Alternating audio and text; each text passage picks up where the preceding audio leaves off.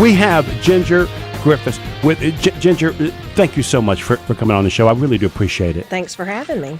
You know, I have had your husband and I believe your brother-in-law on the show, but I've never had you on the show. I'm here.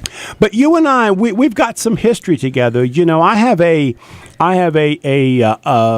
soft spot in my heart for you. When I put on the very first small business event about 5-6 years ago, you were one of the very first people that I called, and you graciously said you'd be more than happy to help me, and you were one of the panelists on that event. So thank you so much for that. You're welcome. I remember that. It was a lot of fun.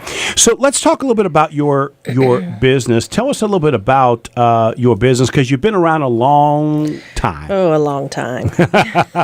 Sometimes it feels longer. But yes, we started the agency in 1997, and it's a full-service branding, design, advertising agency.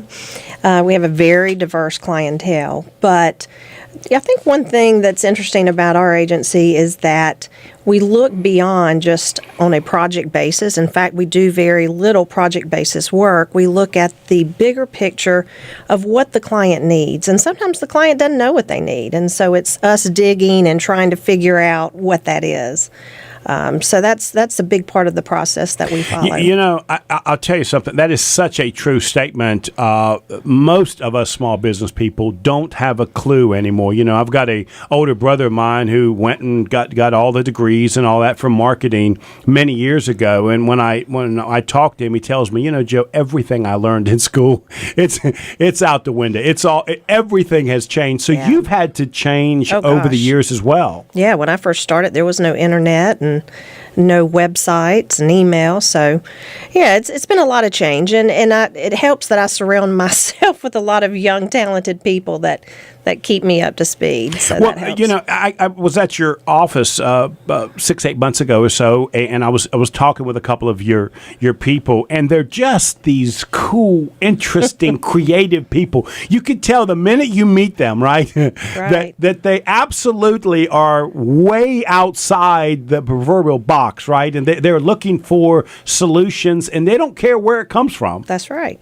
In fact, our art director, his big dream is for me to build a ball pit in the office so he can hang out in the ball pit and brainstorm. But no, it's great. And, you know, I love that our staff is so passionate and talented. And, you know, our big thing is to figure out, again, it really goes back to what does the client really need. Sometimes they think they need, say, just a website or brochure.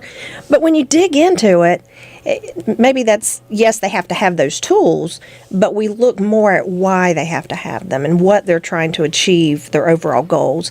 We believe that the client has more to offer sometimes than they do. So it's our job to dig in that and see what we can find. But yeah, our staff is beyond fabulous, and there's never a dull moment there, that's for sure. Ginger Griffin, Marketing and Design. We are speaking with Ginger Griffin. Ginger, I can't thank you enough for coming on the show.